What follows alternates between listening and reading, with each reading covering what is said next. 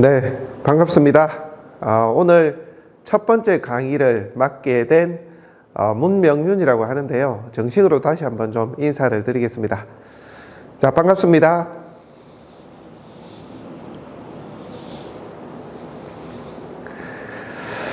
네, 반갑습니다. 정말 많이 오셨습니다. 많이 오셨네요. 우선 저를 먼저 좀 소개를 드리면요. 저는 경상남도 거제에서 중개업을 하고 있고요. 동시에 매수 신청 대리업을 하고 있습니다. 경매주 경매 대리입차라고 그런 업무를 하고 있고요. 또 저희가 MPL이라고 해서 경매를 진행할 때 근저당을 매입을 해가지고 그렇게 해서 이제 현금화하는 그런 업무도 병행을 하고 있습니다. 대부법인을 운영하고 있죠. 그러니까 금전대부는 아니고 아까 말씀드린 대로 근저당을 사와서 현금화하고 채권을 또 사오기도 합니다. 그런 업무를 저희가 좀 진행을 하고 있고요. 그 다음에 동시에 온라인 마케팅 사업을 거의 10년째 하고 있습니다. 그러니까 여러분들이 알고 계시는 네이버에 뭐 블로그, 카페, 지식인, 그 다음에 플레이스, 그리고 파워링크, 스폰서링크, 기타 네이버의 노출과 관련된 광고 영역을 저희가 홍보를 담당을 하고 있고요. 그 다음에 유튜브, 그 다음에 SNS 영역에 이제 광고 일임을 좀 해오고 있습니다. 제 이름은 문명윤이고요. 현재 그 중개업이 아닌 매수 신청 대리업을 하고 있기 때문에 오늘 여러분들에게는 매수 신청 대리업에 대해서 말씀을 좀 드릴 겁니다. 그에 앞서 가지고요, 부공배 우리 카페 소개도 좀 드릴 겁니다. 제가 지금 부공배 카페를 직접 만들어서 16년부터 만들었거든요. 그래서 지금까지 운영을 해오고 있는 카페 매니저이기도 합니다. 네. 혹시 저를 알고 계시는 분들 있으세요? 얼굴은 안다 이런 분들 계세요? 네. 저희가 영상에 제 모습을 보여주면서 강의를 유튜브에 올린 적도 많고요. 중개 실무나 마케팅 관련해서 올린 적도 여러 번 있고, 그 다음에 최근에는 이제 경매 관련해서 세무경이라 해가지고 그 경매 기초에 대해서도 강의를 하고 있고, 강의를 무료로 업로드를 해왔고, 그 다음에 부공배 카페에는 이제 매수 신청 대리 관련한 실무하고 마케팅을 최근에 좀 올리기도 했고, 예전에 이제 블로그 강의, 뭐 카페라든지 영상 제작하는 그런 거를 카페에도 많이 올려뒀습니다. 예전 영상을 보시면. 그래서 아시는 분들이 좀 계시는 것 같고요. 오늘 얘기들은 저희가 1시간이 주어졌습니다. 그 중에서 이제 제가 첫 강의를 맡게 됐고요. 뒤에 이제 4분의 강사님들이 계십니다. 저를 포함해서 나머지 4분, 총 5분의 이제 강사님들은 사실은 전문 강사는 아니에요. 전문 강사는 아니고 현업에 계시는 분들입니다. 그래서 이 현업에 계시는 우리 부공배 회원님들이 이제 어떤 마음이 있으신 분들이 자발적으로 모여서 우리도 현업에 있으니까 현업에 있는 얘기를 한번 들려줘 보자 해서 자발적으로 이렇게 모임을 만들어서 오늘 그 첫 번째 강의를 시작하게 된 겁니다. 그래서 이제 저희가 사실 이제 강의가 처음이다 보니까 뭔가 조금 이렇게 표현이나 말이 조금은 전문 강사들에 비해서 부족할 수는 있습니다. 왜냐하면 전문 강사님들은 그게 업이잖아요, 그죠? 그 업으로 계속 같은 이제 강의를 해오셨기 때문에 좀 이렇게 원활할 수가 있는데, 저희는 지식과 경험과 노하우가 출중함에도 표현이 조금 서투실 수 있다는 거, 그거는 좀 양해를 부탁을 드리겠습니다. 아울러서 이제 앞으로 강의가 추가로 또 진행될 수도 있는데, 일선에 계시는, 현장에 계시는, 현업에 계시는 많은 소장님들의 어떤 그런 니즈가 있다면 그런 분들을 또 이 자리에 서게 해서 또 좋은 이야기를, 좋은 경험을 들려줄 수 있는 그런 프로그램으로 한번 이렇게 구성을 해볼까 하는 마음에서 저 시작을 하게 됐으니까요. 어찌됐건 그런 뭐 저희가 이제 그런 뭐랄까요, 그런 네임밸류라고 할까요? 뭐 전문 강사도 아니고 또 어떤 무슨 교수님도 아니고 그냥 이제 일선에 있는 이제 중개업을 하시는 분들, 또 관련 분야의 이제 전문가분들인데, 네임밸류도 없는데 이렇게 또 부공배 카페를 신뢰해 주시고 또 저희를 믿어 주시고 이렇게 많은 분들이 오셔가지고 정말 되게 감사합니다. 너무 감사를 드리고요. 뭐랄까 좀 더 막중한 책임감을 좀 느낍니다. 더 잘해야 되겠다. 이런 생각도 좀 해보게 됩니다. 네. 자, 오늘 강의를 시작하기에 앞서서요.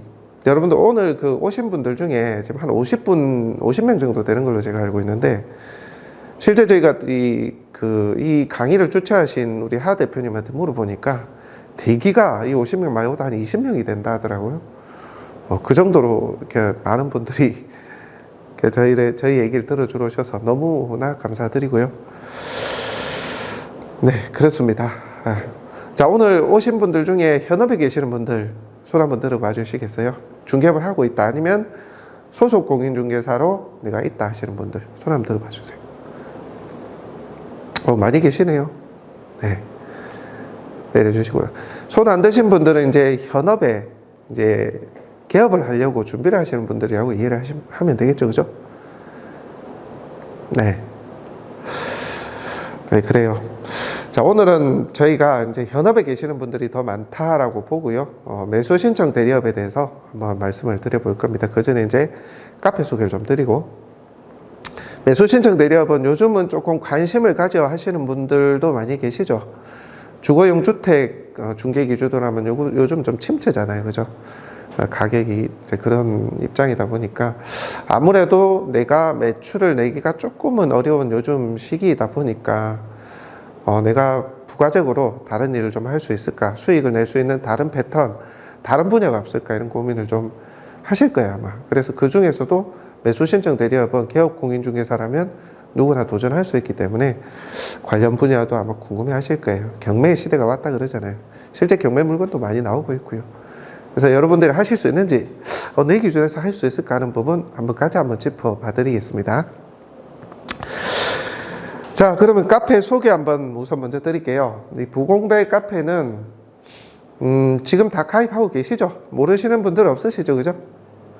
왜냐하면 이제 이 공지 자체가 부공배 네임명을 붙여서 이제 알렸기 때문에 그렇게 보시고 오신 분들이라고 보고, 다 안다라고 보고 말씀을 드리겠습니다. 카페는 사실 정보들이 굉장히 많아요. 부공배 카페는 그 태생 자체가 사실은 정보 전달과 자연스러운 재능 이제 나눔으로 시작을 했기 때문에 그래서 많은 정보들이 있습니다. 사실 카페가 만들어진 이 계기와 카페가 만들어진 계기를 앞으로 이제 되돌아가 보면 16년에 만들기를 했었는데, 그 전으로 이제 거슬러 올라갑니다. 간단하게 좀 말씀드리면, 저희 형님이 이제 중개업을 2003년부터 시작을 했어요. 20년이 넘었죠. 형님도 고향이 저도 고향이 경상남도 통영인데, 통영에서 이제 저희 형수님을 만나가지고, 전라남도 목포로 이제 이사를 가게 됩니다. 그러다 보니까 사실 이제 도가 달라지고 연고가 없는 상황에서 중개업을 하려고 하니 굉장한 어려움의 초반에 봉착을 하게 되더라고요. 제가 옆에서 쭉 지켜봤거든요. 일단은 개업을 했는데 물건도 없고 인프라도 없고 경력도 없고 경험도 없잖아요, 사실. 그래서 가장 먼저 할 수 있는 게 그때 당시는 발로 뛰는 거였어요. 지금에야 뭐 온라인 마케팅이나 홍보 툴이 있었지만 그때는 뭐 신문 광고라든지 아니면 그냥 발로 뛰는 거, 인맥 인프라로 중개를 하는 그 시절이었죠, 그죠? 그리고 그때 당시는 중개업을 이제 나이 지긋하신 분들이 거의 19이다 보니까, 형님 같은 경우는 20년 전이니까 좀 젊었죠. 그때 당시 제일 막내였어요. 그래서 중개업을 하는 걸 보니까 막 이렇게 지역 상인회나 모임 있을 때마다 찾아다니면서 인사하고 막 선물도 하고 이러고 있는 거예요. 그리고 또 시간이 날 때마다 중개업 이제 모임이 또 있더라고요. 그런데 다니면서 막내 역할을 자처하면서 허드렛 일 다 하고, 정말 그렇게 인적 인프라를 만들어가고 있는 모습을 보면서 이게 중개업도 쉬운 게 아니구나, 그런 생각을 했었습니다. 사실 그렇게 해서 사실 안착을 쉽게 하지 못하고 초반에 많은 어려움을 겪었던 모습들을 제가 봤습니다. 뭐 덕분에 형님 때문에 그때부터 중개업, 그러니까 부동산에 제가 관심을 가지게 된 계기였기도 하고요.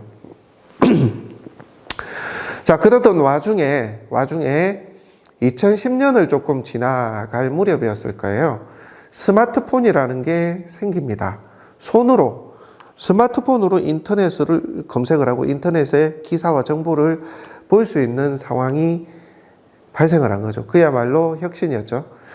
그때 당시부터 해서 이제 네이버 검색이라는 게 조금씩 자리를 잡아갑니다. 인터넷을 보는 사람이 많아지다 보니까 뭔가의 정보를 그 인터넷으로 찾게 되더라는 거죠.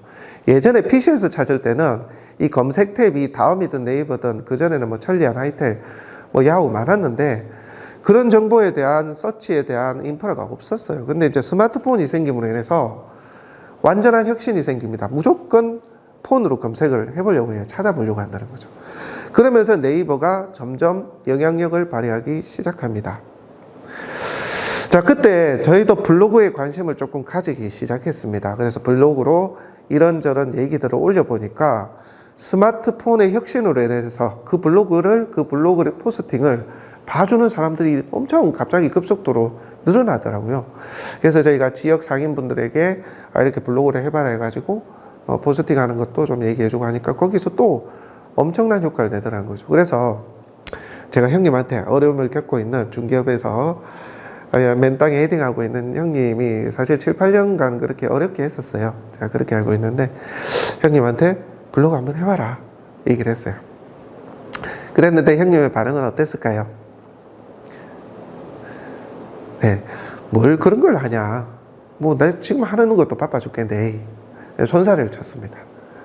사진 찍고 한다는 게 그때 당시만 해도 익숙하지 않다 보니까 안 하려 하더라고요. 그래서 제가 그런 얘기들 했어요. 뭐 상인들이나 뭐 장사하시는 분들 정말 이렇게 도움이 되더라. 실제 나중인 일이지만 뭐 포스팅 상위 노출이 됨으로 인해서 하루 매출이 뭐 음식점 기준으로 200~300만 원의 매출이 왔다 갔다 하는 거예요. 이제 그런 거를 영향력을 알고 제가 얘기를 하니까 안 하겠다 하더니 좀 이따 하고 있더라고요. 왜냐면 사진 찍는 거하고 글 쓰는 거는 형님이 또 잘 하거든요. 이렇게 2011년인가 아마 11년 말인가 12년부터 했던 것 같은데, 자, 그러기를 몇 개월, 결과가 어땠을까요, 여러분들? 어땠을까요? 난리가 납니다. 전화가 엄청 오고요. 형님이 이제 자리도 좋지 않은 곳에 사실 2층에 제 차렸거든요. 전라도 목포입니다. 좀 이렇게 좀 허름한 그런 데 차렸어요. 근데 사람도 전화가 엄청 오고 막 찾아오고 난리가 난 거예요. 그런 어떤 엄청난 센세이션이 발생을 하더라는 거죠. 그래서 행복한 비명을 지르고, 지금도 인플루언서, 부동산 인플루언서거든요. 전라남도 뭐 목포, 해남, 강진 뭐 인근으로 검색을 했을 때 상위 노출 뭐 거의 뭐 1, 2등입니다. 잡고 있는데 지금도 머리도 뭐 저하고 비슷해요. 머리숱도 별로 없고 딱 보면 닮았네 이러실 거예요. 어쨌든 형님이 그렇게 엄청난 영향력을 발휘하는 걸 보고 블로그로 인해서 이거 부동산도 마케팅으로 넘어가니까 되네, 블로그로도 되네. 자, 이런 걸 저희가 피드백을 확실히 받습니다. 그렇게 해서 우리 지역에 있는 분들에게 블로그에 대해서 무료로 재능 나눔도 하고 강의도 하고 알려주길 시작합니다. 무료로입니다. 자, 그렇게 하니까 이분들도 정말 효과를 보는 거예요. 그때 당시에는 교차로나 벼룩시장, 지역 일간지나 신문을 통해서만 하시던 분들이 이런 게 있어 하면서 소문이 급속도로 퍼집니다. 그렇게 해서 저희가 재능 나눔으로 점점 이렇게 알려주는 그 범위와 시간을 늘려가다가 저희도 이제 일이 바쁘다 보니까 시간 날 때 영상으로 만들어서 이제 좀 보내주기도 했었어요. 조그마한 노트북으로 마이크 뭐 음질도 안 좋은 걸 가지고 대충 이렇게 이렇게 영상으로 만들어서 이렇게 시간 날 때마다 보내줬다고요. 그분들이 그렇게 도움을 받고 정말 많은 피드백을 그분들이 받게 됐었죠. 그 시기쯤 해서 또 그게 생기더라고요. 부동산 블로그, 부동산 마케팅 뭐 이런 업체가 생기더라고요. 특정 업체를 지목해서 말씀드린 그런데 그런 업체가 급속도로 커지는 걸 보면서 이런 시장이 이제 되어가는구나. 저희는 이제 그때 온라인 마케팅 시장이었으니까 사실 부동산 파이보다는 일반 자영업 파이가 훨씬 크기 때문에 저희는 그쪽으로 매진을 했죠. 근데 이제 저희 형님도 부동산을 하고 저도 부동산에 관심을 조금 그때부터 갖기 시작하다 보니까 이 사람들이 강의를 우연찮게 보게 됐어요. 봤는데 온라인 마케팅을 이제 부동산 하시는 분들한테 알려줬는데 그게 좀 과장된 것도 있고 잘못된 것도 있더라고요. 맞는 얘기도 많이 있는데. 근데 이제 가격은 엄청 비싸게 해서 그 수업료를 받고 있는 거예요. 그래서 이건 좀 아닌 것 같다 해서 제가 틀린 얘기를 한마디 두마디 하기 시작하면서 그거를 그냥 어차피 내 주변 사람들한테도 다 무료로 풀고 알려주고 하는데 재능 나눔으로 이걸 그냥 영상으로 띄우자. 유튜브로 띄우든 뭐 어디 하든 그렇게 시작을 해서 영상을 하나 둘 기존의 영상 만든 거하고 추가해서 이제 올릴 곳을 저장해 놓을 곳을 찾게 됩니다. 어차피 영상을 만들었으니까. 그렇게 해서 저장할 곳을 찾았던 게 부공백 카페를 저희가 만들고 거기에 올리게 된 거예요. 그래서 여러분들 부공백 카페 예전 정보들을 보면 참 이렇게 좀 퀄리티는 많이 떨어지지만 예전부터 영상들이 블로그며 뭐 카페며 지식인이며 그런 정보들이 예전 거 다 있을 거예요. 그렇게 해서 이 카페에 그런 정보를 올리니까 무료로 볼 수 있는 거잖아요. 무료로 배울 수도 있고. 이제 그 사람들이 막 물밀듯이 들어옵니다. 카페. 중개업 현업에 계시는 분들, 예비 창업을 준비하시는 분들, 마케팅은 필요하잖아요. 근데 이제 무료로 배울 수 있는 데가 있다. 이게 소문이 났나 봐요. 그래서 많이 이제 들어오시고 또 좋은 말씀들도 정말 많이 해주셨어요. 내가 돈을 비싸게 주고 강의를 들어봤는데 와, 여기 강의가 진짜 좋네. 돈도 안 받으면서. 그렇게 소문이 난 거예요.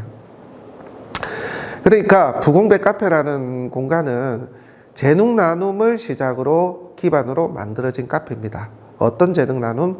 온라인 마케팅을 기반으로. 그렇게 이제 저희가 무료로 이제 그런 내용들을 다 이제 공유를 하고 같이 소통을 하다 보니까 카페에 들어오시는 이제 현업에 계신 소장님들도 계시잖아요. 그분들이 자기도 도움을 받았다고 고마워서 자기 정보를 이제 꺼내놓기 시작합니다. 실무간의 이야기, 본인이 알고 있는 정보들을 도움되라고. 카페에서 내가 도움을 받았으니 나도 주겠다.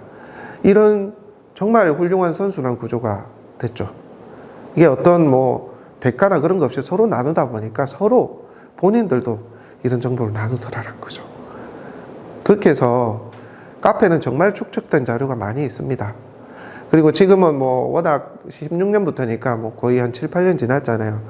중개업을 그때 활발하게 하시다가 어떤 이유로 또 안 하시는 분들도 계시고 막 여러 번 사이클이 돌았지만 그때 당시 열정을 다해서 중개업을 운영하셨던 분들이 또 자기 이야기를 꺼내놓은 그런 지식과 정보들이 고스란히 녹아 있습니다. 카페에. 그래서 여러분들 그 부공백 카페에 가시면 이제 PC로 보시면 메인 홈 위에 오른쪽에 이제 검색 탭이 있거든요. 검색. 카페 내 검색이죠. 거기에 여러분들 궁금한 거 있으면 검색해보세요. 웬만한 건 다 나옵니다. 그 정도로 정보의 공간, 정보의 창이 되어 있는 그런 공간이라서 저는 되게 그때 카페를 개설해서 운영을 잘했다라는 생각이 듭니다. 그래서 많은 분들이 그렇게 필요하신 부분, 정보, 블로그 마케팅, 뭐 유튜브 그런 것뿐만이 아니라 많은 분들이 정보를 담아놓은 그런 것들 좀 참고해서 도움 받으시면 좋겠고요. 또 여러분들도 이제 도움을 주실 수 있는 부분도 있을 거잖아요, 그죠? 그래서 이제 그 중개 초보나 이런 분들이 질문을 올리면 아는 거 답변도 해주시고 그렇게 해서 또 선순환 구조가 계속 이어져 갔으면 그런 이제 바람이 있습니다. 네. 카페는 그렇게 성장을 해왔고요. 지금도 이제 블로그 마케팅 게시판 카테고리 보면 21년형 블로그 마케팅도 있고 뭐 유튜브 마케팅도 있거든요. 그런 거 보시면서 참고를 하시면 되고 좀 더 디테일하게 보고 싶다면 뭐 블로그 마케팅의 예전 강의도 있습니다. 블로그 마케팅 게시판이 또 따로 있어요. 밑에 보면. 물론 저희가 3, 4년, 4, 5년 전에 영상을 계속 이렇게 게재를 했던 거긴 한데 그게 알고리즘은 좀 달라졌지만 그 기본 폼, 베이스는 바뀌지 않았거든요. 그걸 보시면 검색 노출이나 블로그 운영에 관한 그런 것에서 이제 도움을 받으실 수가 있을 겁니다. 그렇게 활용을 하시면 되겠습니다. 자, 우리 카페에 대해서 여러분들 궁금하신 거 있으세요? 궁금한 거, 뭐 질문, 제안, 어떤 것도 좋습니다. 네, 궁금한 게 있으면 손들어서 말씀 주시면 돼요. 뭐 생각이 안 난다 하시면 우리 카페에 보면은 카페 건의 의견 게시판이 따로 있거든요. 거기에 이제 여러분들 글을 좀 남겨주시면 저희가 참고를 해서 제가 보든지 우리 스태프분들이 보고 좀 적용할 수 있거나 제한 사항에 있어서 접목할 수 있는 거는 저희가 또 그렇게 만들어서 같이 이제 상생하고 서로 필요한 커뮤니티가 될 수 있도록 그렇게 해보겠습니다. 그리고 이제 저희 계획안인데요. 현업에 지금 올해 중개업을 하신 분들 계세요? 한 3년 이상 하셨던 분? 네. 뭐 그렇게 많지는 않다라고 보고요. 그 중개업을 처음 시작하시는 분들 있잖아요. 그리고 인적 인프라가 구성이 안 돼 있으신 분들이 예전부터 제안을 많이 했습니다. 우리 이제 이 공간에 필요한 분들끼리 서로 소통하고 물건 공유도 할 수 있는 그런 정보, 로컬 로컬 창구가 있으면 좋겠다. 그런 의견을 많이 주셨거든요. 특히 이제 중개업을 처음 하고 인적 인프라가 구성이 안 돼 있으신 분들은 안 돼 있는 분들끼리라도 뭉칠 수 있는 대화를 하고 소통할 수 있는 그런 공간을 만들었으면 좋겠다. 그런 의견이 굉장히 많았어요. 근데 저희가 진행을 안 했죠. 그 이유는 그게 처음엔 좀 취지로 시작했다가 또 다른 어떤 회원업소처럼 그들만의 그룹으로 만들어서 또 나중에 자기의 정보를 또 폐쇄적으로 그들끼리 운영을 할 여지도 있어서 되게 조심스럽게 저희가 좀 진행을 안 해왔는데 이제 카페도 커질 만큼 커졌고 또 신뢰가 가는 분들도 지역별로 또 계시는 분들은 계시고 하니까 조금 그렇게 한번 운영을 해볼까 하는 생각을 합니다. 그런 공간이 필요하다고 여기시는 분들이 많더라고요. 그거는 이제 저희 계획이니까 참고만 해주시면 될 것 같고요. 네, 카페에 대해서는 뭐 소개는 뭐 이 정도로 하겠습니다. 어쨌든 좋은 취지로 만들어진 카페니까 다양하게 활동해 주시고 또 좋은 말씀도 주시고 아는 것도 좀 답변 주시고 해 주시기를 부탁을 드립니다. 그러실 수 있죠, 여러분들? 네. 자, 그러면 다음 얘기하도록 하겠습니다. 자, 매수 신청 대리업입니다. 매수 신청 대리업은 저희가 경매에 관심을 갖고 사실은 시작한 시점은 지금으로부터 한 8년 전인 것 같아요. 2016년을 할 때부터 이제 경매에도 관심을 가지긴 했는데, 물론 그때는 이제 전문적으로 한 건 아닙니다. 그때 당시 뭐 저희가 라이센스가 있었던 것도 아니기 때문에 그때는 이제 우리가 경매 물건에 대해서 관심을 가지고 조금 공부를 해보는 정도, 그 정도였죠. 물론 뭐 낙찰, 입찰도 시도해서 직접 낙찰도 받아보고 하긴 했는데, 본격적으로 이제 라이센스를 접목을 해서 한 것은 20년부터라고 보시면 될 것 같아요. 근데 지금 4년 차인데요. 아마 저만큼 많은 입찰을 해본 사람이 없을걸요. 경력이 10년, 20년이 돼도. 저희가 이제 실제 낙찰을, 직접 입찰해서 낙찰을 받고요. 명도 업무까지 마무리한 게 저희가 200건이 넘어요. 그리고, 낙찰을 본인이 받아가지고 저희한테 명도 의뢰만 준 것도 매수 수십 건이 됩니다. 그러니까 뭐, 거의 뭐 300건 가까이 저희가 실제 낙찰 후에 명도 업무를 했었고요. 그렇게 이제 낙찰이 되는 확률을 따져보면 입찰은 얼마나 했겠습니까? 폐찰도 많이 했을 거 아니에요. 의뢰받아도. 엄청나게 많이 법원을 갔었어요. 전국의 법원을. 그래서 저희가 솔직히 뭐 매수 신청 대리업에 대해서는 누구보다 뼛속 깊이 현실 그리고 실무에 대해서 저희가 자신 있게 말씀드릴 수가 있습니다. 그리고 특수한 상황, 뭐 소송은 뭐 기본이고요. 온갖 상황들을 실제 다 겪어보고 저희가 직접 입찰하고 뭐 투자도 해봤고 다른 분들이 수익도 내보고 다양한 별의별 사례를 다 겪어봤기 때문에 저희는 충분히 자신 있게 여러분들한테 이 현실에 대해서 말씀드릴 수 있다고 자부합니다. 실제 이론만 알고 계시는 분들도 많거든요. 매수 신청 대리 실무 교육을 가보다 또 이론만 알고 계시는 분들도 사실 많아요. 이 이론과 실제는 정말 다르거든요. 자, 매수 신청 대리업 말씀을 드려보겠습니다. 일단 매수 신청 대리업이 뭡니까? 뭐죠? 여러분들? 네, 그 대리 입찰이에요. 경매 분야에서 대신해서 입찰을 해주고 그 다음에 낙찰이 되면 그 뒤에 과정도 헬프를 해주는 그런 전반적인 업무라고 보시면 될 것 같아요. 실제 경매는 법원의 프로세스대로 진행이 되죠. 법원에서 주관을 해서 경매를 진행을 시키고 낙찰 후의 과정도 법원의 과정을 통해서 이제 진행이 됩니다. 그래서 법원과 보조를 같이 해야 되는 부분이 있죠, 사실. 그래서 일반인들이 조금은 부담스러워하는 경우가 있습니다. 그죠? 법원이 이제 사실 일반인들이 좋아서 좋은 일로 가는 경우가 없죠. 분쟁이 생기거나 문제가 생길 때 법원의 힘을 빌리고 법원의 등기를 받으면 좋아하는 사람이 없습니다. 주로 안 좋은 경우에 분쟁이 있거나 내가 문제가 있을 때 이제 법원에 가기 때문에 법원에 대해서 좀 부담감을 가지시는 일반인 분들이 계세요. 그런 분들이 우리가 의뢰를 줄 수가 있고요. 또 경매라는 것은 이제 매매하고 다르기 때문에 권리에 하자나 문제가 있는 것도 내가 판단을 해야 되는 게 있죠. 그죠?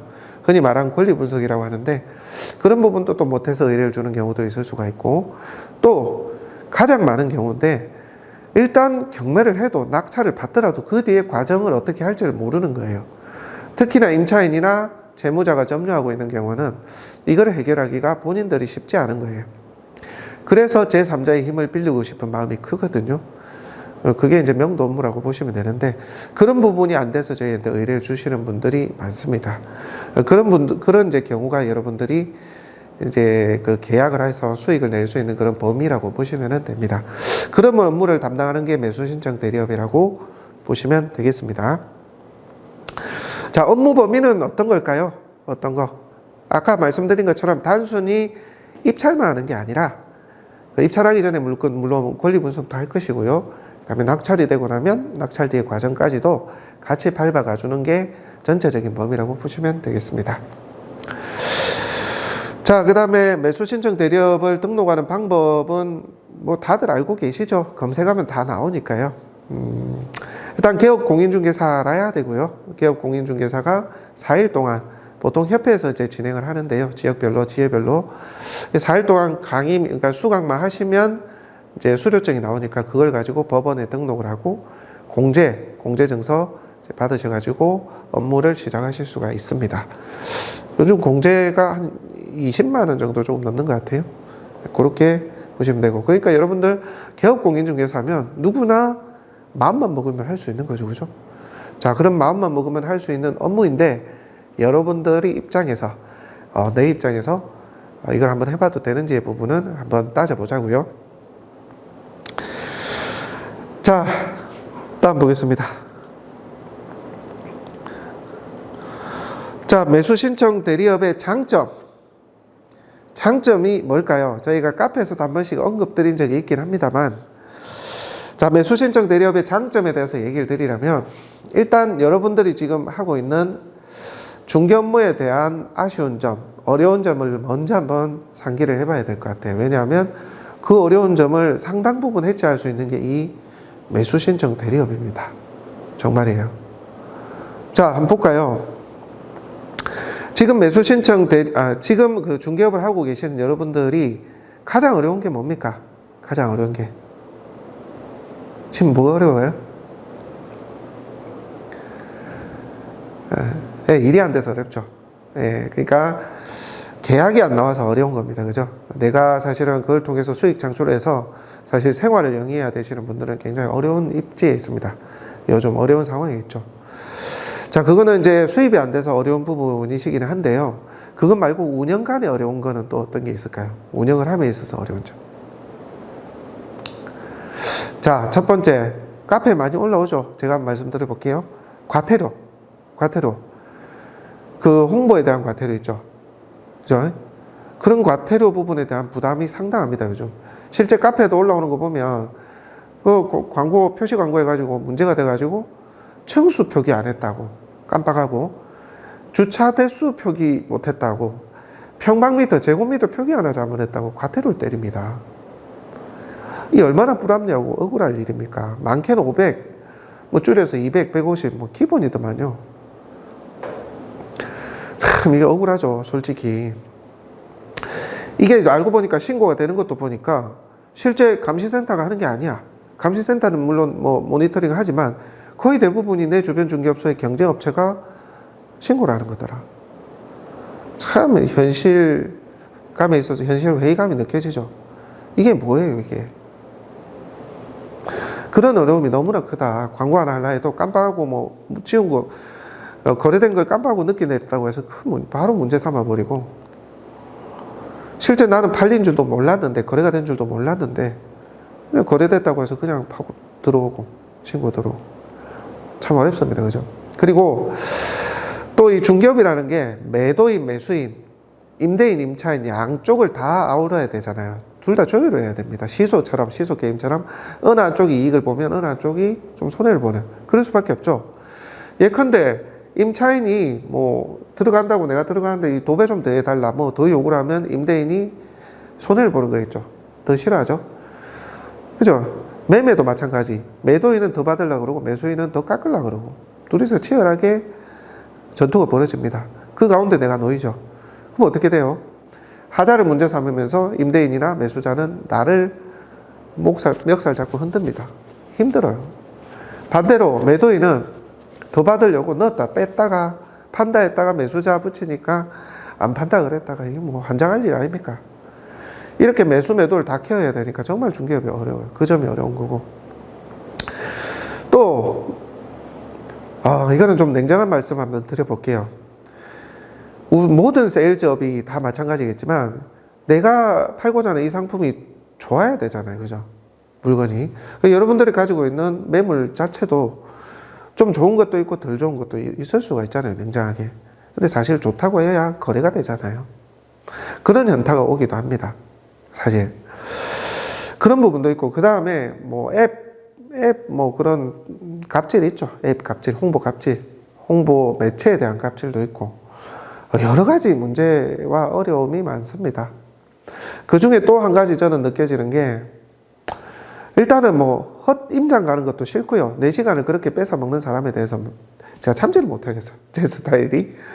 그래서 제가 이제 중개를 안 하는 것도 있는데, 제가 중개를 또 안 하게 된 가장 큰 계기는 사실 그거예요. 워낙 이제 업체가 많다 보니까, 이거는 모든 업이 마찬가지일 텐데, 흔하면 대우를 못 받잖아요. 그죠? 내가 열심히 해서 최선을 다했더니만 나를 가지고 노네, 나에게 장난을 치네, 더 경쟁 붙이네, 중개업소끼리. 서비스업이라 생각하고 막대 안 해, 홀대하고.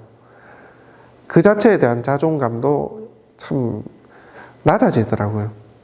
물론 여러분들이 중개업을 하면서 여러분들의 어떤 입지를 더 공고히 할 수 있는 그런 자세로 딱 이렇게 의뢰인분, 매도인, 매수인을 잘 케어하시는 분들도 계시긴 합니다만, 일반적으로는 사실은 끌려가고 힘든 경우가 더 많죠. 그죠? 그런 부분에 대한 회의감이 참 많이 느껴지더라. 저는 그래서 이제 중개업이 이런 다양한 이유로 힘이 든다. 맞죠, 여러분들? 이 얘기가 틀린 얘기는 아니죠. 네. 자, 그러면 매수신청 대리업, 대리입찰 이 업무는 아까 제가 말씀드렸던, 조금 전에 말씀드렸던 그 단점을 대부분 상쇄를 합니다. 예를 하나 들어볼까요? 여러분들 매물 확보가 어렵죠? 아까 매물 확보 제가 말씀드렸나? 네. 매물 확보도 사실 어렵잖아요. 중개업 처음 시작하실 때는 특히 어렵죠. 뛰어다니면서 매물 확보가 어렵습니다. 왜냐하면 기존에 주변 중개업소들 다 매물 확보하고 자리를 공고히 지키고 있고, 네트워크, 인적 인프라도 이미 갖춰 있기 때문에 처음에 진입할 때는 어려워요, 사실. 자, 그러면 매수 신청 대리업은 매물 확보가 어렵냐? 안 어렵죠. 매주 새로운 경매 물건이 나옵니다. 그리고 우리 지역에 있는 물건이 좀 부족하다 싶으면 옆 동네 지역, 다른 지역에 있는 물건도 내가 홍보하면서 의뢰자분을 땡길 수도 있는 거예요. 그러니까 매물 확보에 대한 부담이 없다. 그리고 매수, 매도에 대한 그 양쪽을 다 아우러야 되나요? 그런 거 없죠. 나한테 의뢰 온 사람, 그 사람을 위해서만 최선을 다하면 돼. 그죠? 그런 어려움도 없고. 또 표시 광고 문제 있습니까? 없어요. 무슨 문제가 있어요? 경매 물건은 중개 대상물 자체가 아닙니다. 실거래 신고도 안 되기 때문에 내 마음대로 홍보할 수도 있는 거예요. 그리고 또 뭐가 있죠? 뒷박. 맞아요. 뒷박 먹을 일이 없지. 이미 주소 다 공개되어 있겠다. 아는 사람 다 아는 거잖아요. 그러니까 매물 보호에 대한 부담, 스트레스 이런 것도 특별히 받을 일이 없다. 그죠? 그리고 앱 광고에 대한 스트레스도 없어요, 사실. 그죠? 왜냐하면 지금은 앱 홍보나 이런 홍보 툴이 없어요. 여러분들이 열심히만 하면 블로그, 유튜브로 여러분들 지역에 경매 매물 올리면서 매수 신청 대리한다는 걸 꾸준히 자리 잡아가시면 여러분들 노력에 따라서 결과가 갈릴 수 있는 그런 업이다. 현재까지는 그래요. 아직까지 지역에서 자기 지역에 있는 물건을 계속해서 업로드하면서 자기를 공고히 하는 자기 홍보 영역을 넓혀가는 그런 사람은 드물거든요. 자, 그리고 물건 다각화도 할 수 있어요. 실제 여러분들 뒤에 아파트를 배후에 이제 두고 있는 중개업소 같은 경우는 그 물건만 다루게 되잖아요. 어쩔 수 없이. 근데 경매 같은 경우는 내가 아파트만 할 수도 있고 창고를 할 수도 있어. 경매 물건은 다양하게 나와요. 그래서 내가 물건을 다각화를 도전해 볼 수 있는 게 경매이기도 합니다. 실제. 자, 그 다음에 임장 헌일을 안 하죠. 실제 주소가 표기되어 있기 때문에 중개 물건은 내가 물건 보호를 해야 되니까 오세요 해가지고 같이 가야 되잖아요. 근데 안 사면 그만이야. 그럼 나는 헌일 하는 거예요. 그죠? 근데 경매는 갔다 와보세요 하면 돼. 어차피 내부를 볼 수 있는 것도 아니야. 그냥 둘러보고 오셔서 그래도 내가 입찰해 보겠다 하면 오세요 이러면 되는 거예요. 헌일 안 해도 되고. 또 하나, 제가 아까 중개업을 할까 말까 고민을 하다가 포기를 했다고 말씀드렸잖아요. 하다가 포기를 했다고. 그게 뭐냐면 대우를 못 받아서. 근데 이게 경매는요, 법원의 프로세스를 내가 도와드리는 그런 업이다 보니까 상당 부분 뭐랄까 좀 전문가적인 느낌을 받아요. 의뢰인부터. 그리고 본인이 법원의 프로세스대로 하기 어려우니까 나한테 맡기기 때문에 뭐랄까요, 대우를 훨씬 더 받는다는 느낌이 듭니다. 실제 좀 더 전문가적인 영역 같고요. 상대방이 그렇게 느껴요. 그러니까 이렇듯 매수 신청 대리업은 일반 중개업이 어려워하는 그런 부분들, 힘들어하는 부분에 대해 상당 부분 상세가 된다. 맞잖아요. 자, 제가 이런 말씀을 드리면 이제 그때부터 사람들이 이제 고민을 합니다. 진짜 들으니까 근데 경매를 한번 해볼까? 이렇게 됩니다. 그 정도로 장점은 확실해요. 물론 이제 단점도 있긴 합니다. 중개업이 더 나은 부분도 사실 있긴 해요. 근데 이제 저는 매수 신청 대리업을 여러분한테 소개를 하고 안내하는 입장이기 때문에 매수 신청 대리업이 중개업에 비해서 나은 부분을 저희가 이제 언급드린 거예요. 자, 그 다음에 수익 모델. 돈은 되나? 이게 제일 중요하죠. 매수 신청 대리업 그래서 돈은 되냐고. 자, 저를 기준으로 한번 말씀드려 볼게요. 저를 기준으로. 제가 중개업을 2018년부터 하긴 했는데 그때 당시 저는 지방의 비도심에 토지하고요. 그 다음에 뭐 전원주택이라든지, 그 다음에 시골집이라든지, 비도심에 있는 건물을 중개를 했었습니다. 그때 당시도 저는 이제 온라인 마케팅을 해왔다 보니까 그런 인지도가 쌓여서 그런지 거래를 꽤 많이 했습니다, 사실. 근데 법정 보수만 받으니까 생각보다 그렇게 매출이 그렇게 높지는 않았어요. 그리고 단가 자체가 낮으니까 지방의 시골에서 대봐야 얼마나 되겠습니까, 그죠? 거래는 꽤나 많이 했는데도 한 달에 뭐 5-6건은 평균적으로 매매만 저희는 임대 안 하니까 그렇게 꾸준히 했었는데 계산을 해보니까 한 700-800 정도 수익을 내더라고요. 그냥 딱 밥 벌어 먹고 사는 정도. 뭐 그렇게 했었습니다. 근데 이제 20년부터 경매를 본격적으로 그러니까 매수 신청 대리업으로 비용을 받는 업을 그때부터 했죠. 물론 그 전에부터 아까 말씀드렸다시피 경매 관련한 이제 일을 해왔지만, 그러니까 그걸 보수로 받는 그런 걸 수입료로 받는 그런 거는 20년 초반부터인데, 그걸 하기 시작되니까 몇 개월 뒤부터 수익이 몇 곱절로 뜁니다. 한 2,000원 되는 것 같아요. 수익이. 월 평균. 지금도 그렇고. 이게 왜 늘었는지를 제가 봤더니만, 일단은 경매를 하는 사람들이 많이 없기도 없고요. 지금은 조금 많아지긴 했는데 매수 신청 대리업이 아니고 다 그냥 홍보예요, 홍보. 어쨌든 그런 사람이 많이 없기도 하고, 물건 종류가요, 예전에는 조그마한 땅, 그 다음에 뭐 촌집, 뭐 전원주택 해봐야 뭐 2, 3억, 3, 4억 이렇거든요. 근데 저희가 이제 다루는 게 물건 다각화가 되더라는 거죠. 어쩔 수 없이 돼요. 갑자기 공장을 한번 올려보니까 공장에 대한 문의가 오고요. 뭐 입찰을 안 하더라도 문의가 오니까 내가 공부를 하게 됩니다. 그죠? 그 다음에 창고, 빌딩 이런 것도 문의가 와요. 저는 그전에 그런 일을 안 했는데, 그런 물건을 다루지 않았는데 계속 올리고 하니까 그 물건에 대한 피드백이 와서 제가 공부를 하게 되고 결국 매수 신청 대리를 하게 되더라는 거죠. 이게 너무나 큽니다. 여러분들 중개를 하시게 되면 여러분들이 그 배후에 있는 아파트든 내가 상권에 있는 상가를 하든 그 주변에 국한이 되는 경우가 거의 대부분이죠. 일을 하다 보면 그렇게밖에 안 돼요, 대부분. 내가 여기 있으면서 다른 지역 물건을 중개로 다루기 힘들다고요. 그죠? 물건 뺏기기도 하고 거리 먼 것 때문에 안내도 힘들고. 근데 경매는 안 그래요. 내가 같이 임장을 안 간다니까요. 물건은 오픈되어 있고. 그래서 물건 다각화가 되면서 내 파이가 커져요. 그리고 내가 아는 지식 영역도 넓어지게 됩니다. 이게 너무 좋더라고요, 저는. 그래서 숙박업소 같은 경우는 뭐 10억짜리, 10매덕짜리 하면 2천만 원을 받아요. 왜냐하면 허가권 승계도 해야 되고, 그러니까 단가가 높으면 당연히 1,000만 원, 2천만 원 견적 넣는 게 우습습니다. 여러분들 중개업에서 1,000만 원, 2천만 원 받으려면 그게 쉽나요? 안 쉽죠. 근데 경매는 그런 물건이 계속 나오니까 계속 그런 물건을 찾는 사람하고 대화를 하게 돼요. 그리고 손님의 수준 자체가 조금 다릅니다. 실제 실사용자 중심. 내가 아파트 해봤으면 아파트만 어떻게든 차익 남겨보려는 그런 수요만 있다가, 이제 좀 덩치 있는 녀석들, 물건의 종류에 따라 그것에 투자관념이나 실사용 관념을 가지고 있는 사장님들을 만나게 돼요. 그렇게 되더라는 거죠. 경매가 정말 저는 그게 큰 장점이라고 생각해요. 그러다 보니까 내가 다루게 되는 물건의 파이도 커지고 수수료도 당연히 높아지고 보수도.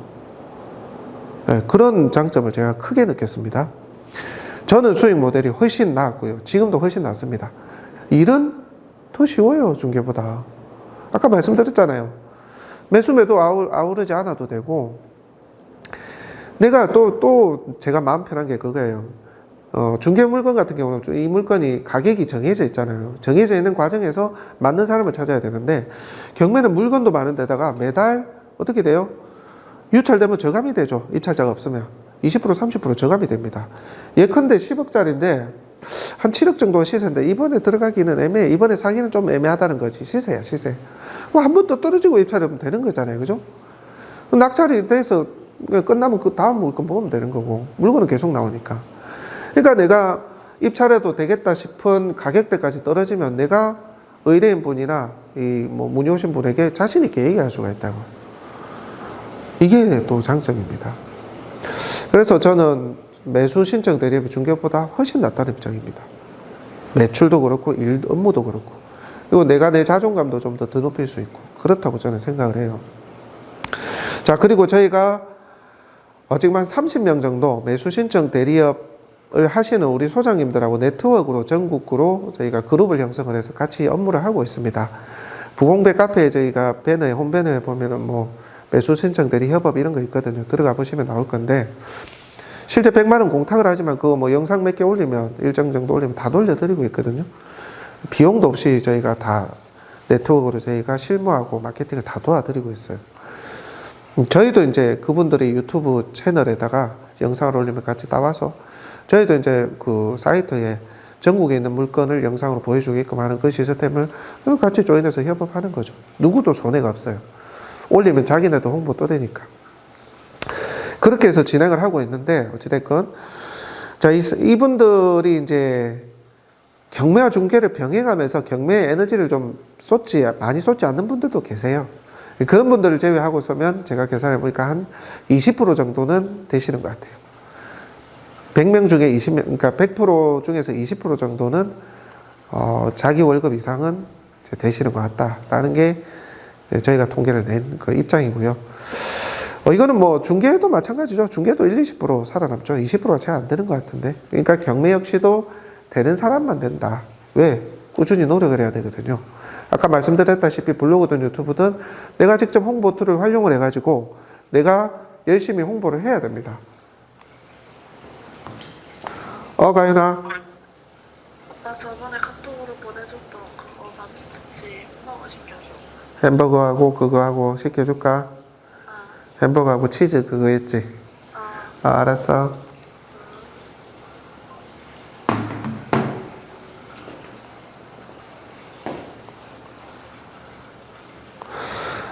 자, 그렇게 노력을 해줘야만이 자기가 이 시장에 안착이 되고 사람들이 알아봐 줍니다.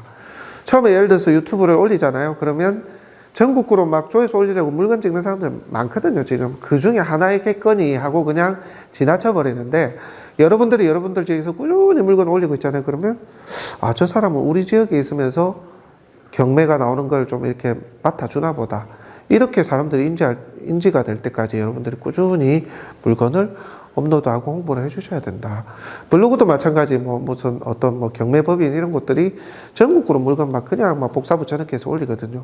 그럼 여러분들이 어떻게 하면 노출이 되는지 그 알고리즘의 특징을 알고 블로그를 열심히 육성하면서 여러분들 지역에 아니면 이웃지역까지도 괜찮아요. 바운더리를 딱 어느 정도 안에 두고 그렇게 홍보를 하시면서 저 사람이 우리 지역에서 그래도 경매를 대신해서 할 수 있는 사람이구나. 이렇게 인지되도록 꾸준히 홍보와 그 노력을 하셔야 된다. 그거는 반드시 해주셔야 됩니다. 그럴 수 있는 사람이 이 매수 신청 대리업도 하셔야 되고요. 인내가 좀 필요해요. 진입장벽이 있거든요. 그런 어떤 홍보도 꾸준히 해서 내가 조금 인지도도 만들어 가야 되고, 또, 권리 분석. 이 권리 분석에 대해서도 여러분들이 공부도 좀 하셔야 되고, 그죠? 낙찰 뒤에 프로세스에 대한 인식도 좀 있어야 되고, 그러다 보니까 처음 하시는 분들을 비해서 이제 진입 장벽이 있기 때문에 내가 안착하면 후발주자가 나를 따라오기 힘든 상황이 됩니다. 그럴 때까지는 노력을 해주셔야 되는 일입니다. 자, 수익 모델 부분 제가 말씀드렸고요.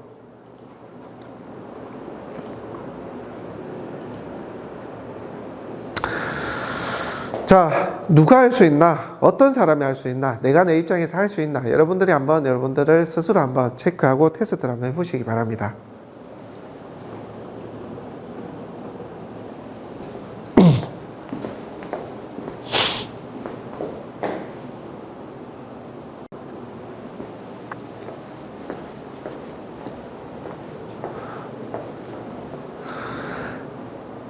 자, 앞서 말씀드린 것처럼 여러분들이 꾸준히 홍보를 할 수 있어야 돼요. 우리가 중개업소를 차려가지고 매수신청 대리업 딱 이렇게 뭐 법원 등록업소 해가지고 이렇게 딱 중개업소 외부에 스티커를 붙이고 한다고 해서 오프라인으로 사람이 찾아오기는 쉽지 않아요. 왜냐하면 법원 근처에 여러분들이 차리다고 생각을 해봅시다. 법원 근처가 아니면 오지도 않을 거고, 법원 근처에 차리다 하더라도 주변에 전신에 그냥 막 깔려 있습니다. 법무사, 변호사 사무실, 뭐 대리입찰, 대리입찰, 경매, 공매, 막 이런 거 막 적혀 있어요. 그런 어떤 변호사와 법무사 전문가들이 라이센스를 가진 사람들이 있는데, 여러분들이 거기에 중개업소 차린다고 경쟁력이 있을까요? 없어요. 없다고요. 그래서 여러분들이 온라인으로 여러분들을 알려야 되고, 경매 물건이 이런 게 나온 게 있습니다라고 해서 PR을 하셔야지만 손님들이 여러분들한테 의뢰를 하고 문의를 하고 찾아오게 됩니다. 그래서 그렇게 앉아갈 수 있도록 꾸준히 홍보를 할 수 있는 마음가짐이 돼 있어야 된다. 실제 저희가 같이 협업을 하시는 30명의 소장님 중에 한 10분 정도는 아예 영상 만들 줄도 모르고 시작했어요. 지금도 배워가면서 하고 있는데, 처음 해도 할 수는 있다고. 근데 정말 꾸준히 열심히 할 각오가 돼 있어야 된다. 중개 안 되니까 그냥 경매 조금 해볼까? 이런 분들은 그냥 안 하시는 게 나아요. 병행해서 뭐 시간 되면 해볼까? 하지 마세요. 할 수 있는 게 아닙니다. 정말 열정과 에너지를 다 쏟아서 하셔야 됩니다. 아시겠죠? 병행을 한다 하더라도 어차피 중개가 좀 안 되고 있는 시점에 경매에 대해서 제가 한번 뼛속부터 한번 끝까지 내 모든 것을 밀어 넣어서 정말 열심히 한번 해보겠다는 마음으로 하셔야 됩니다. 쉬운 건 아니에요. 자, 그리고 홍보는 그렇다 치고, 여러분들이 이제 매수 신청 대리업을 하게 되면 처음에 이제 만약에 라이센스를 취득하고 딱 이렇게 매수 신청 대리업 등록증을 딱 이렇게 갖다 놓고 나서 이제 어떤 업무를 해야 되냐? 여러분들이 법원하고 친해지셔야 됩니다. 경매법정을 자주 가보셔야 돼요. 가서 뭘 해야 되겠어요? 가서 여러분들이 평소에 관심 있어 하는 물건들 있잖아요. 시세보다 이게 좀 싼 것 같은데 싶은 물건 몇 개를 찍어가지고 여러분들이 모의입찰을 해보시는 거예요. 나라면 어느 정도 들어갈까? 내가 투자자라면, 내가 실제 이 물건을 낙찰받는 사람이라면 시세가 이렇고 현재 호가가 이렇고 거래가가 이런 수준인데 내가 어느 정도면 입찰해봐도 될까? 이런 마음으로 모의입찰을 해서 법원에 가서 실제 이제 개찰하는 결과를 비교해 보시라는 거죠. 그래서 실제 얼마에 낙찰이 되는지 보시고, 또 그 법원의 분위기가 어떤지도 보시고, 얼마나 많은 사람들이 입찰을 하는지도 보고, 그리고 실제 기일 입찰표도 한번 써보고요. 그렇게 하셔야지만 여러분들 의뢰가 왔을 때 자연스럽고 편안하게 의뢰인 분을 대신해서 대동해서 같이 가더라도, 현장에 가더라도 자연스럽게 입찰을 할 수가 있을 거잖아요. 그죠?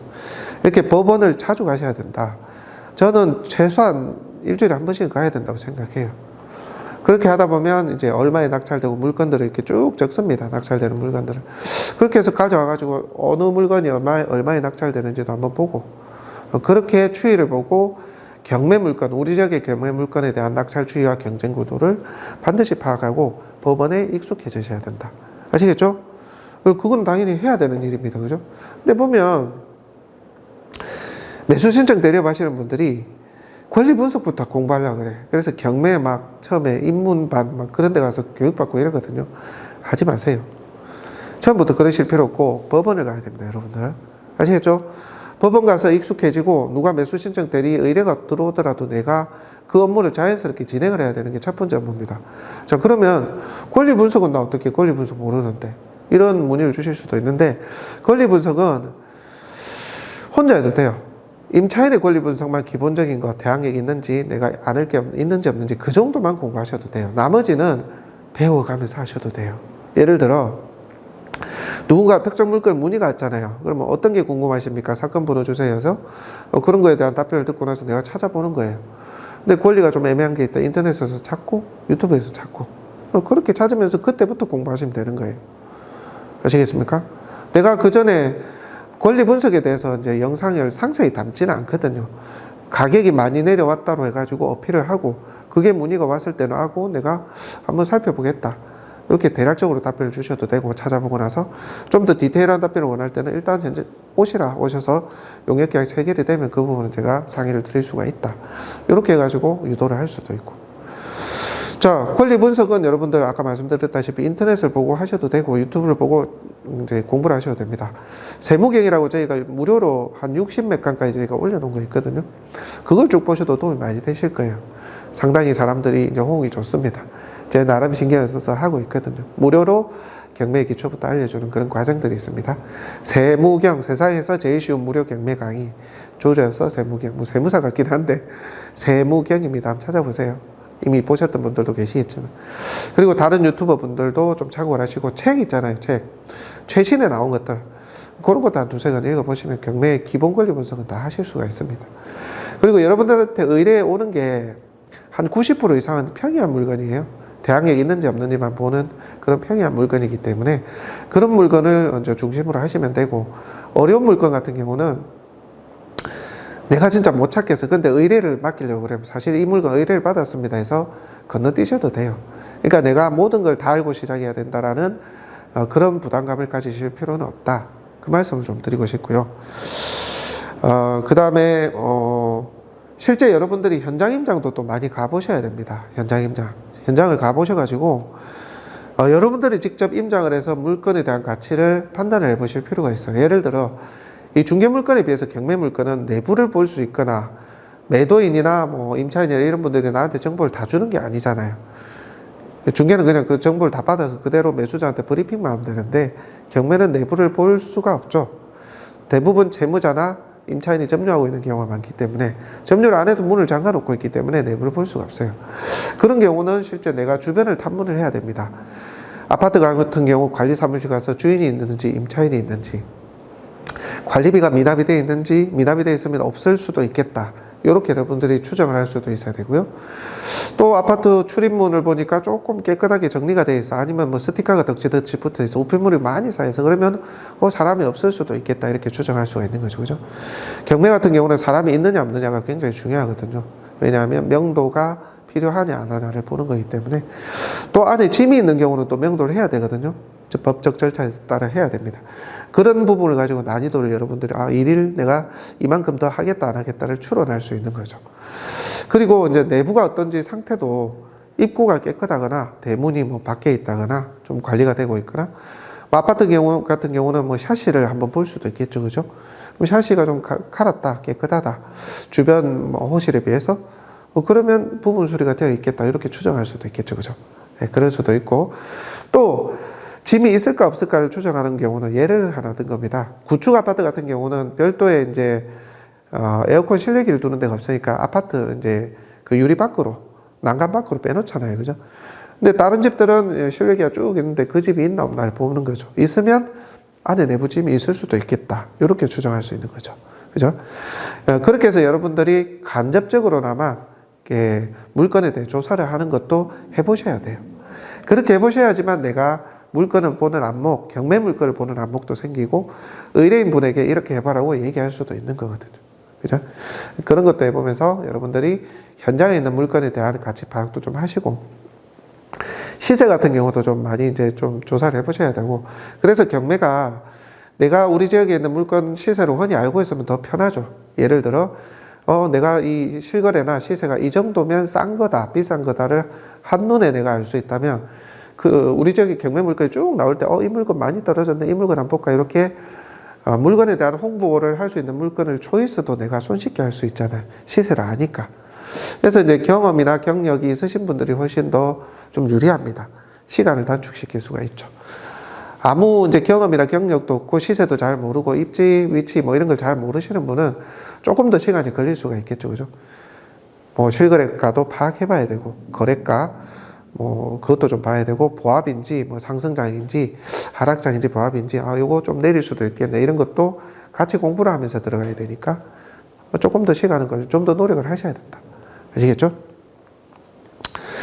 자, 이렇게, 그리고, 경매 정보지에 보면 매각물건 명세서라는 게 있습니다. 법원에서 이제 공부거든요. 거기에는 임차인이 있는지 법원이 이제 조사관이 가가지고 현황조사서 뭐 가보니까 누가 있더라 없더라 어떤 사람이 어떤 얘기를 하더라 그런 내용도 적혀 있고 물건이 어떻게 나와 있는지 그다음에 최선순위 설정 우리가 말하는 말소기준 권리라든지 이런 정보들이 있거든요. 그걸 보면서 여러분들이 파악하는 것도 수시로 해보시면 되고 그런 정도로 공부를 하면서 권리분석 기초적인 부분 공부하면서 유튜브로 블로그로 여러분들 지역에 홍보를 하면서 하나하나 만들어 나가겠다는 그런 마음가짐만 있으면 해볼 수 있다. 아시겠죠? 물론 이 경매 물건의 특징은 중개하고 좀 달라가지고 중개는 물건만 보고 입찰을 하는 경우가 많죠. 매매를 하는 경우가 계약서를 쓰는 경우가 예를 들어서 이 물건이 내가 안 그래도 이 원룸, 이 다가구, 이 다세대에 들어가려고 이 가격 때문에 내가 하려고 했어. 필요에 의해서 하는 거니까. 그런 경우는 계약이 내가 조금 능력이 부족하거나 브리핑이 부족해도 그렇게 계약을 하는 게 중개이기도 하잖아요. 실수요가 있으니까. 근데 경매라는 것은 또 그렇지가 않아요. 이번 회차 들어갈까? 다음 회차 들어갈까? 가격에 대한 고민을 또 하게 되고요. 그 다음에 이 물건이 문제가 없나? 경매 프로세스대로 이제 그 법원의 프로세스대로 진행되는 이 절차나 과정에 문제가 없나를 또 걱정을 하고 보는 거기 때문에 실제 나에 대한 신뢰도가 어느 정도 갖춰져야지만 그분이 날 좀 신뢰해야지만 용역 의뢰를 맡길 확률이 높습니다. 그렇기에 내가 그 물건에 대해서 정확히 알고 있고 법원에 진행되는 이 프로세스도 내가 완벽하게 잘 알고 있음을 잘 어필할 필요가 있습니다.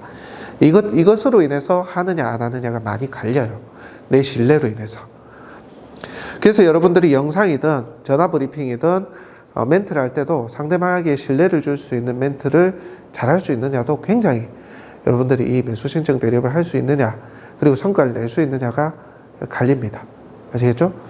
그러니까 중개로 치면 이런 거죠. 내가 시작한 지 얼마 안 됐고 그 시세를 잘 몰라도 내가 들어온 어떤 지식 가지고 당연히 이렇습니다. 시세가 이러니까 이 가격이면 괜찮아요. 이렇게 브리핑을 할 거 아닙니까? 그죠? 이제 그렇게 했을 때 그 상대방이 믿어주느냐 안 믿어주느냐 그게 매수 신청 대리업에서는 굉장히 중요하다. 그래서 상대방이 나를 믿어줄 수 있는 자연스러운 그리고 유연한 브리핑과 설득력 있는 그런 대화 그런 전개가 굉장히 중요하다. 그 말씀을 좀 드립니다. 자, 여러분들 입장에서 한번 생각을 해보세요. 내가 지금 매수 신청 대리업 들어보니까 나 할만한데 해볼 수 있겠는데 그런 마음이 드시면 한번 요즘 같은 이제 불경기에 뭐 차라리 예를 들어서 우리 지역에 있는 물건 말고 중개가 좀 안 되니까 다른 물건을 해볼까? 내가 아파트만 하는데 뭐 창고, 공장, 뭐 상가도 한번 해볼까? 아니면 다른 지역까지 범위를 넓혀가지고 중개를 한번 해볼까? 이렇게 마음먹으셨던 분은 매수 신청 대리업도 후보군을 넣어두고 고민해 보셔도 돼요. 어차피 중개도 내가 새로운 물건 하려면 힘이 들잖아요. 노력과 에너지가 들어가는 건 똑같잖아요. 매수 신청 대리업으로 한번 해보셔도 좋죠. 그리고 매수 신청 대리업을 하다 보면 경매 공부를 하게 되거든요. 그러면서 여러분들이 투자를 할 수 있는 포인트를 찾게 되는 경우가 많습니다. 저희도 실제 투자를 해서 이제 수익을 내왔었는데요. 조금 공부를 좀 더 하다 보면 눈먼 경우도 많아요. 눈먼 돈이 보이는 경우가 많다니까요. 실제. 뭐 그런 사례들은 제가 시간만 더 있으면 말씀드리고 싶은데, 그냥 1억, 2억 그냥 차익을 낼 수 있는 경우가 많아요. 왜냐하면 하자인 것 같은데 하자 아닌 것도 많거든요. 좀 더 조사를 해보고 내 나름 요령을 가지고 들어갔을 때는. 그런 것도 공부를 할 수 있는 어떤 투자를 통해서 수익을 낼 수 있는 기회가 됩니다. 그런 장점이 있으니까 그런 도전도 꼭 한번 해보셨으면 좋겠다 말씀드립니다. 오늘 시간이 많이 돼서 오늘은 여기까지 좀 하도록 하고요. 매수 신청 대리업은 교육만 받으면 할 수 있는 겁니다. 그래서 여러분들이 충분히 한번 고민해 보시고 내가 지금 하고 있는 일에서 좀 더 변형을 주고 좀 더 발전적인 무언가를 해보겠다 하시면 정말 긍정적으로 한번 검토를 해보시기 바랍니다. 네. 이상 오늘 강의는 여기까지 하겠습니다. 시간이 다 됐네요. 긴 시간 들어주셔서 감사하고요. 먼 곳에서 가까운 곳에서 이렇게 와주셔서 제 얘기 들어주셔서 너무 고맙습니다. 자, 오늘 강의는 여기까지 하겠습니다. 감사합니다.